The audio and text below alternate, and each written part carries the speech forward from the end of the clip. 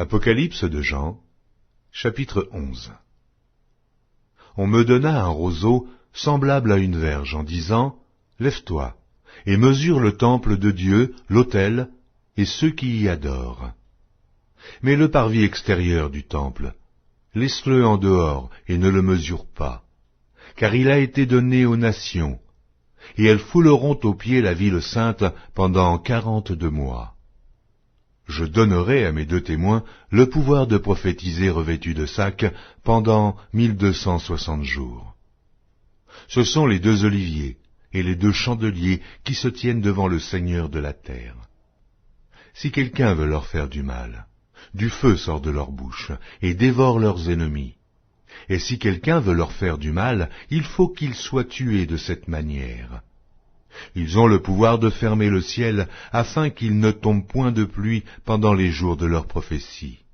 Et ils ont le pouvoir de changer les eaux en sang et de frapper la terre de toute espèce de plaie chaque fois qu'ils le voudront. Quand ils auront achevé leur témoignage, la bête qui monte de l'abîme leur fera la guerre, les vaincra et les tuera. Et leurs cadavres seront sur la place de la grande ville, qui est appelée, dans un sens spirituel, Sodome et Égypte, la même où leur Seigneur a été crucifié. Des hommes d'entre les peuples, les tribus, les langues et les nations verront leurs cadavres pendant 3 jours et demi, et ils ne permettront pas que leurs cadavres soient mis dans un sépulcre. Et à cause d'eux, les habitants de la terre se réjouiront et seront dans l'allégresse, et ils s'enverront des présents les uns aux autres, parce que ces 2 prophètes ont tourmenté les habitants de la terre.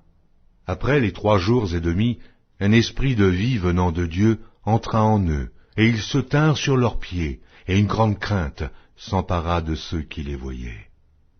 Et ils entendirent du ciel une voix qui leur disait, « Montez ici !» Et ils montèrent au ciel dans la nuée, et leurs ennemis les virent. À cette heure-là, il y eut un grand tremblement de terre, et la 10e partie de la ville tomba. 7000 hommes furent tués dans ce tremblement de terre, et les autres furent effrayés et donnèrent gloire au Dieu du ciel. Le second malheur est passé. Voici, le 3e malheur vient bientôt. Le 7e ange sonna de la trompette. Et il y eut dans le ciel de fortes voix qui disaient, « Le royaume du monde est remis à notre Seigneur et à son Christ, et il régnera au siècle des siècles. » Et les 24 vieillards, qui étaient assis devant Dieu sur leur trône, se prosternèrent sur leurs faces, et ils adorèrent Dieu, en disant, « Nous te rendons grâce, Seigneur Dieu Tout-Puissant, qui est et qui était, de ce que tu as saisi ta grande puissance, et pris possession de ton règne. Les nations se sont irritées, et ta colère est venue, et le temps est venu de juger les morts, de récompenser tes serviteurs les prophètes, les saints et ceux qui craignent ton nom, les petits et les grands, et de détruire ceux qui détruisent la terre. » Et le temple de Dieu dans le ciel fut ouvert, et l'arche de son alliance apparut dans son temple. Il y eut des éclairs, des voix, des tonnerres, un tremblement de terre et une forte grêle.